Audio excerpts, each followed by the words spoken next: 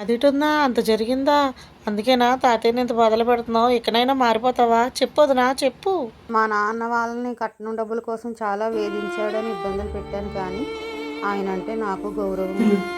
ఎంత తప్పు చేశాను నేను. నా కోడల్ని ఎంత కష్టపెట్టాను అర్థం చేసుకోలేకపోయాను. ఏదో ఆ డబ్బులు ఉంటే వాళ్ళకి బ్యాంకులు వేసుకుంటారు, సుఖపడతారు అంటాను, కానీ వాళ్ళ కుటుంబాన్ని ఎంత నిర్వీర్యం చేస్తాను అనుకోలేదు బాబు. నా కోడల్ని ఇబ్బంది పెట్టాను. అయ్యో ఇలా జరుగుతుంది అనుకోలేదే. కుటుంబం అంతా ఎంత అల్లాడిపోయిందో వాళ్ళ కుటుంబం. ఆ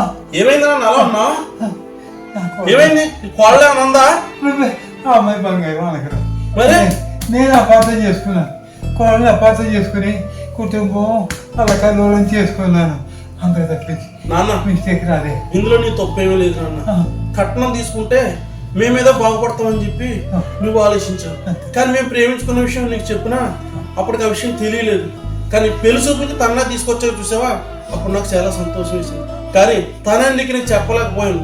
కానీ నువ్వు కట్నం అడిగేవాళ్ళు. ఏం చేస్తాం, అది విధిరాత, మనం ఏం చేయలేము నాన్న.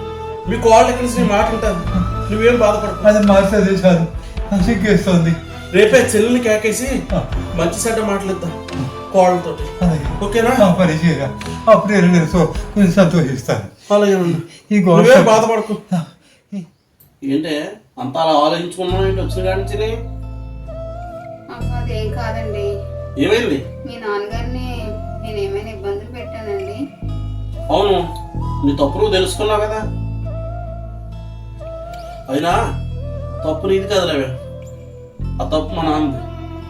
ఎందుకంటే మీ అమ్మ నాన్నని కట్నం విషయంలో మా నాన్న చాలా ఇబ్బంది పెట్టాడు. దానివల్ల మీ అమ్మ నాన్న ఈ రోజున లేదు. దానివల్ల నువ్వు మా నాన్న ఇంత ఇబ్బంది పెట్టావు. నీ తప్పు నువ్వు తెలుసుకున్నావు కదా, ఆయన తప్పు ఆయన తెలుసుకున్నారు. ఇందులో ఏముంది?